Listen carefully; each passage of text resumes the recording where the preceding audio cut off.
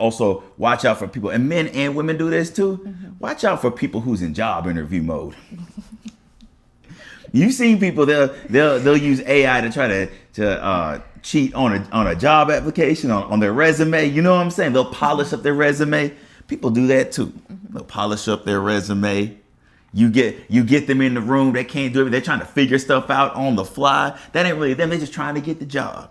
Yeah. There's some men, they're just trying to get with you. Yeah. And then once they with you, and once they got your heart, they know you'll let your standards down because you already got their heart. You know what I'm saying? So you have to see who a person is before you commit your heart, your life, and already picture yourself what it's going to be like when you're married to them.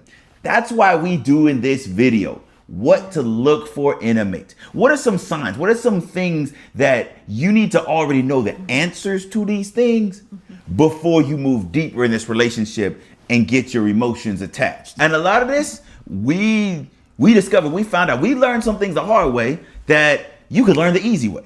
A wise person learns from their mistakes. A wiser person learns from other people's. So the reason we doing this, not that we're experts at stuff and experts at relationships. We just learn some things the hard way. We don't want you to learn. It's getting hot in here. Because of you so hot. If you have any questions, type them in the comments. Or you can DM us if you don't want to be put on blast like that. Like, what do I do if I'm dating an idiot? You know what I mean? Like, you may not want to be in public with that. So, all right. One thing to look for, and we're both going to talk about this because this was both number one on both of our lists. Do they love God? The reason we say this, because if you want any relationship to work, you have to have a godly relationship where both you and the other person are Christian, you've received Jesus, and desire to grow with them, have a genuine relationship with him. Anything else, then it's just based on lust, based on the flesh, based on selfish desires, based on something on not being lonely. God ordained for man and woman to be together and to honor God in their relationship. That's where it becomes flourishing. That's where it becomes awesome. That's where it becomes satisfying. And two people can only know what love is if they've received love themselves. And they've only received that love themselves if Jesus is in the center of their lives already. Right. And so for both of us is, do they love God? Now for me, I titled it, do they love God when you're not around? Wow. And she has it where, do they fear God? Yeah, God-fearing. I actually changed that word godly from godly to God-fearing. I love because anyone can be godly, but are you God-fearing? Ooh, talk about it. Yeah. So, I just want to encourage people that it's not about the outward appearance. It's not about titles. It's not about, money, fame, how many houses and cars that person has. It's not even about how well that person preaches the gospel. It's about, does that person live the gospel? Okay? That is the most important thing. Are they choosing righteousness over other things? James chapter 1 verses 22, it says, don't just listen to God's word, but you must do God's word. So we want to know if this person is doing God's word. And, the people of God, like godly people, are called to imitate Christ. We're called to walk like Jesus, talk like Jesus, be like Jesus. And we are supposed to do it with love, integrity, and obedience. So those are the things to look out for. And I also want to encourage the ladies.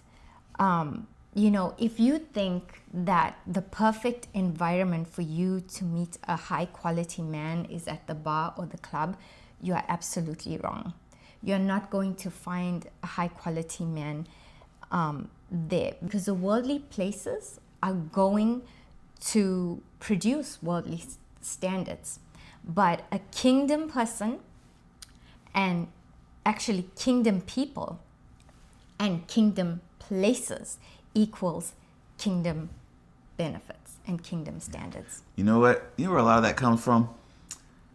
The reason people would look for a man at those kind of places, a club or a bar, Yeah.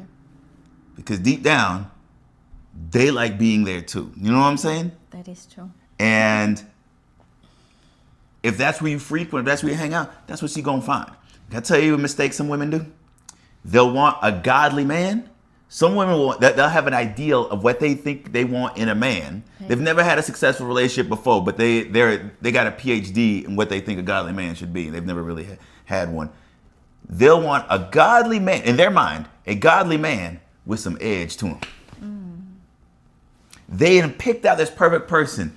I want him to be really into God, really into church, but got a little thug in him. Got a little edge to him. Got a little bad boy to him. Because in their mind, well, I didn't see godly men. In their mind, godly men are kind of square. But it's because in their mind, they're also worldly and fleshly. Yeah. And so they attract what they already are. But then you're going to reap those benefits. Exactly. And so that's what I'm saying. This is for everybody. Men and women. Even if there's some godly men, but there's certain characteristics of a woman that's like not fully godly, because deep down, if some men know, okay, if I want a godly woman up here, I'm gonna have to raise my level. And some dudes don't want to raise their level. They'd rather just make excuses for why they are where they at. You know what I'm saying? Right. But if two people decide, I want to get better in my personal relationship with God, eventually the people that you are around, that quality will change as well. You won't want to be at the bar, not even for you to have fun. Because some people, here's what they do. They'll go hang out at the club or the bar and they'll make excuses. Yeah, they'll be like, well, I'm really into God, but I'm just going for my friends because it's their birthday or whatever. You might have to make decisions. I got new friends. I gotta get new friends in 2026. Yeah. But people don't want to change and work on themselves. They want to have somebody else to come and save them. Wow. And as long as you're not elevating your level, there's only so much God can do to help you. Yeah. Because you're deciding you won't let him come and elevate you. You want God to, your prayer is for God to change everybody else around you. But God says, I want you to have an amazing relationship with the one that you marry. An awesome one, above and beyond than what you've experienced before. I want to wow you with your mate. But God, I got to bring you up levels so that you're prepared for what I've already prepared for you. Going back to, do they love God?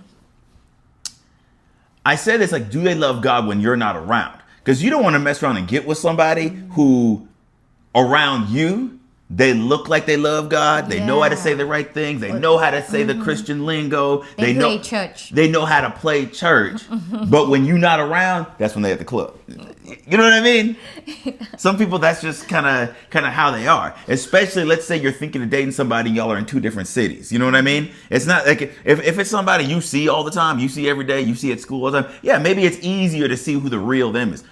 But what if you're interested in somebody and y'all live in two different cities? Right. You know, it's 2026 technology. People can start seeing each other and they don't live in the same city. They could explore if they're going to date each other, but they don't live in the same place where they see each other every day. That's why I label this, how do you know if someone loves God when you're not around? So I got a few things that'll help people out.